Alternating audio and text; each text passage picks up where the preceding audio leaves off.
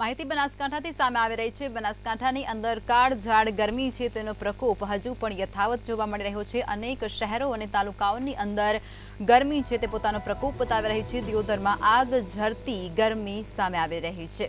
ગરમીની અંદર 43 ડિગ્રીમાં રોડ રસ્તાઓ પણ હવે સુમસામ જોવા મળી રહ્યા છે। બજારોમાં વેપારીઓને ઘરાકી પણ ઘટી ચૂકી હોય તેવા દ્રશ્યો પણ દિયોદરમાં જોવા મળી રહ્યા છે।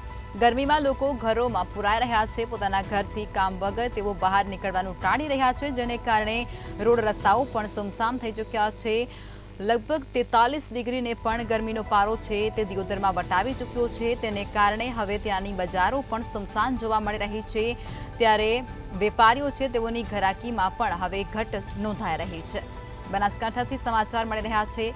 દિયોદરમાં આગ ઝરતી ગરમી છે તે વરસી રહી છે, ત્યારે 43 ડિગ્રીની અંદર હવે રોડ રસ્તાઓ પણ સુમસામ જોવા મળી રહ્યા છે। બજારોમાં વેપારીઓ છે તેની ઘરાકી પણ હવે ઘટી ચૂકી છે, કારણ કે વગર કામે લોકો ઘરની બહાર નીકળવાનું ટાળી રહ્યા છે અને 43 ડિગ્રી તાપમાન જ્યારે બહાર વરસી રહ્યો છે, જેને કારણે હવે લોકો ઘરની અંદર પુરાઈ રહેવાનું વધારે પસંદ કરી રહ્યા છે। ફૂલ ગરમીના કારણે કોઈ લોકો ગામડેથી દિયોદર બજાર પ્રોપરની અંદર આવતા નથી, જે કારણે વેપારીઓને ગ્રાહકી ઘટી રહી છે।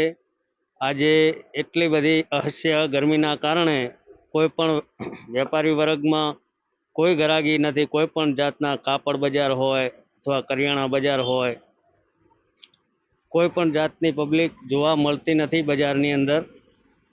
જેથી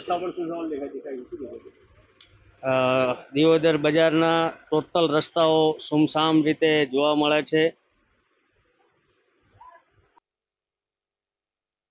કારણે વેપારીઓને પણ બહુ મોટો નુકસાન છે। ગરમીના કારણે કોઈ વસ્તી બહાર આવી શકતી નથી।